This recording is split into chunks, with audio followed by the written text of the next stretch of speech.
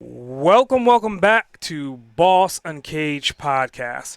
So today, I've been doing my due diligence and I've been looking at like Eric's background and just to kind of hear the things that he's been into and what he's been doing is kind of like it's crazy. So I always give whoever I'm interviewing a particular nickname and I was like, okay, what do I give this man?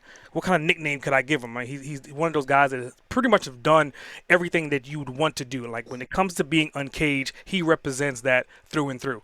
So I was like, let me figure it out. So I was like, okay, you know what? I'm gonna call him the Wild Man Boss. That is gonna be his name moving forward. That is his name for this particular episode. So, Eric, the floor is yours. Why don't you tell the audience a little bit more about you and what are we going to be covering today? Yeah, man, that's awesome. I love that. The wild man boss. It fits right into the work that I do because one of the things we do is help men tap back into that wild part of ourselves, that wild man that's within all of us. And yeah, for me, it was missing for most of my life.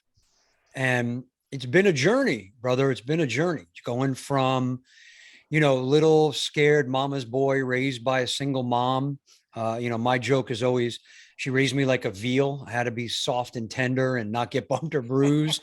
And knowing that wasn't really what it was about and wanting to tap into that wild man and swing all the way to the other side where I got involved in sports and martial arts and had my own gyms, had my own martial arts school, and then became a journalist. And like you said, done all these crazy, wild things. And fortunately, I was a men's lifestyle journalist.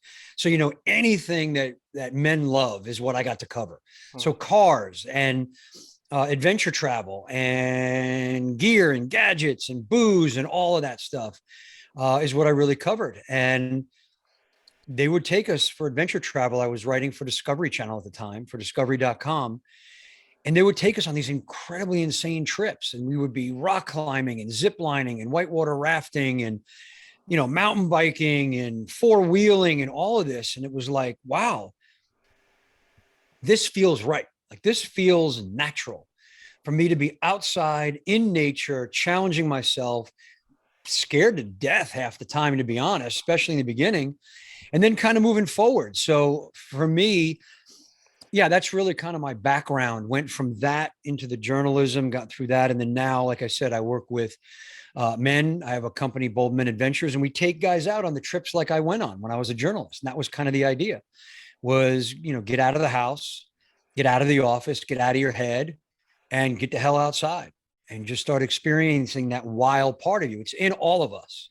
It's a Mm-hmm. matter of tapping into it and doing it the right way. So along the way, like I said, the stuff from there, done a lot of speaking, best-selling author. My next book is dropping in a couple of months.